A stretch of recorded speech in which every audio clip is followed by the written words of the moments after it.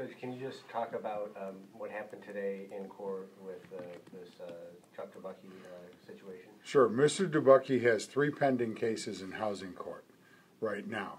He failed to appear this morning. I issued 3 warrants for his arrest, and I set bail at $75,000 cash or bond on each of those cases, meaning he will have to post the total of, I believe it's $225,000 in bail, cash or bond. I specifically excluded property because the properties in question are of great value. The reports from the inspectors indicated that very little work had been done, and the rear cottage house, the rear house at 40 Cottage, had some serious foundation issues which are causing, and roof and gutter issues, which may cause damage to the neighboring house if they get any worse. It is a preservation district. I issued a demolition order on that rear house only to protect the surrounding homes. I would never, other than in extreme circumstances, issue a demolition order on a preservation house unless it was to protect neighboring homes. So the number one concern here with the demolition order is that we preserve the neighboring properties. The front house is not in that bad a shape. We just simply cannot get Mr. DeBucky to respond to his responsibilities. Yeah, what do you do when you have somebody who doesn't even show up after you've told him he's going to be in big trouble if he doesn't fix these properties? Mr. DeBucky is not new to housing court. He's been here before. Judge Nowak actually sentenced him to incarceration.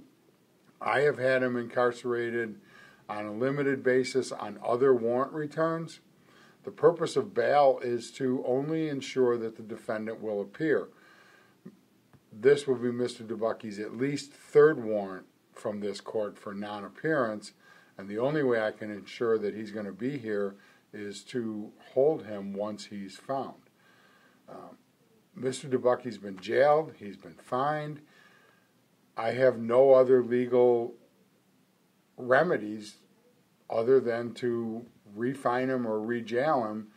But when somebody simply chooses to ignore the penalties, there's nothing else that a court can do. He's obviously not afraid of going to jail. He's not afraid of paying fines. And other than that, I don't have any other remedies. I can't force a sale, and I can't physically force him to go out and do the work. And why can't you force a sale? Is that because of, I believe that it's unconstitutional for me to force a citizen of the United States to sell their property. I believe that that is an extraordinary and extreme remedy, and I don't think it would pass constitutional muster. I may be wrong, but that's my view of the law at this point in time. Jail, most people fear jail. They fear going to jail. They fear having judgments filed against them, and oftentimes that works to get them to fix properties. It does not work with this particular defendant. And can you talk about, you mentioned before about how jail only serves as sort of a punitive solution. Jail is purely a punitive solution. It does not help the neighbors, it does not help the neighborhood, and it doesn't help the property. When you send somebody to jail, they know that eventually they will be released. And the case, as it sits in front of me now, is then over. The city will then have to rewrite the case, start all over again, and go through the same thing. It's sort of Einstein's theory of insanity. You just keep doing the same thing over and over again and pray for a different result. What do you think the bigger picture answer is to these cases where it's not somebody's grandmother that's not able to keep up their house, it's somebody that owns a lot of properties as investments, and they just keep sort of skirting the law here? What is? We just keep finding them or putting them in jail.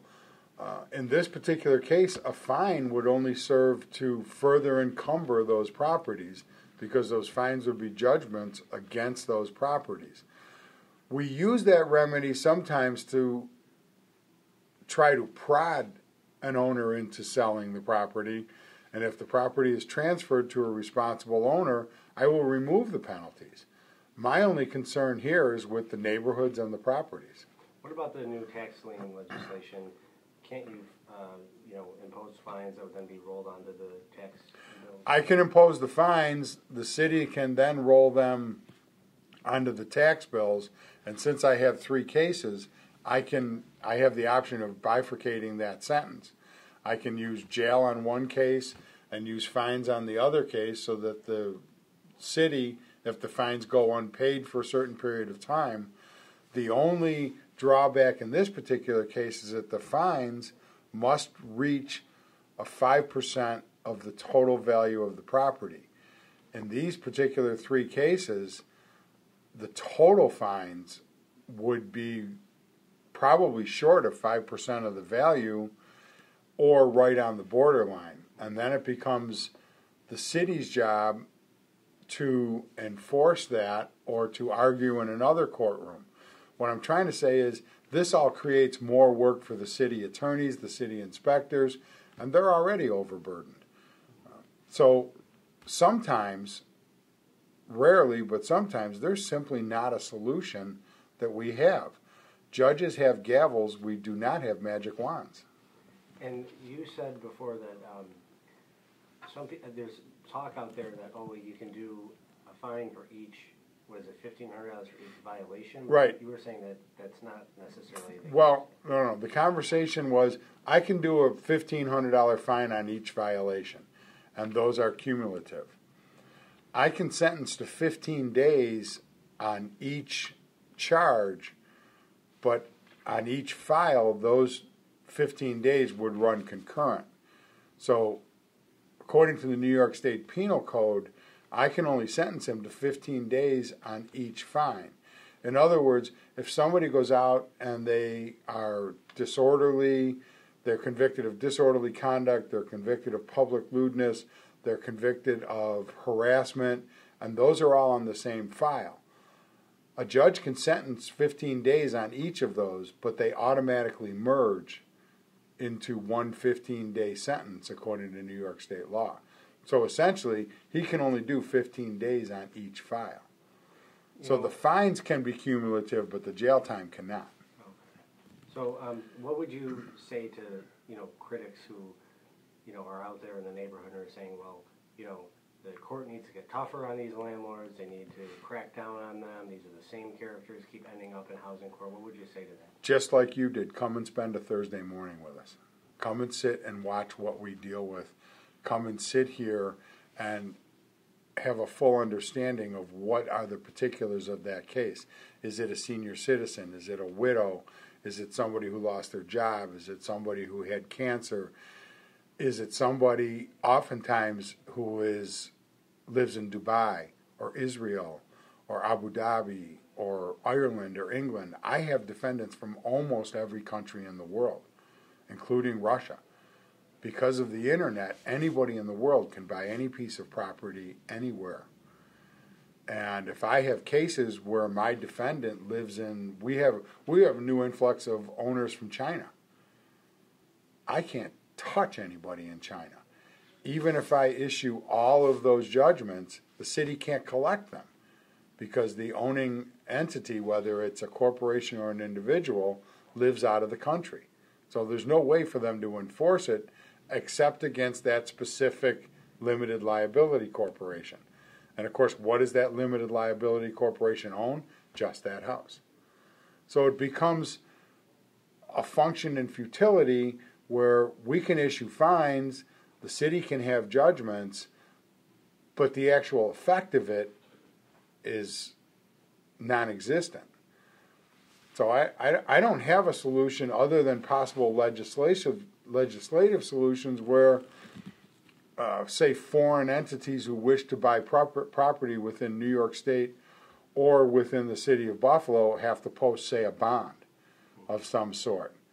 But you never want to encumber the purchase and sale of properties because then you're encumbering the natural flow of economics, which, by the way, I have very little understanding of. But I know that in the worldview, and of course the world keeps getting smaller and smaller because of the computer age, that we are now burdened with entities purchasing properties from way far away. I have defendants from California, Utah, New York City, everywhere that you can think of. So each case takes on an individual life of its own, and we try to fashion the remedies for that case on an individual basis.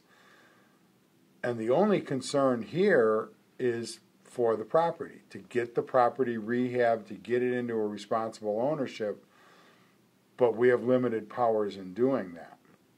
Sometimes the focus becomes individuals, the elderly, the poor, the sick. Then we're more concerned with the individual than we are with the property. But when we're dealing with multi-billion-dollar investors who own property all over the world, they're willing to just walk away. And it becomes an issue for the city and for us to what do you do with it? The city eventually will take it for lack of taxes. They'll sell it at the auction, and they sell it to the highest bidder. They can't possibly do research every year on 3,000 auction sales to find out, is this a responsible owner, isn't this a responsible owner?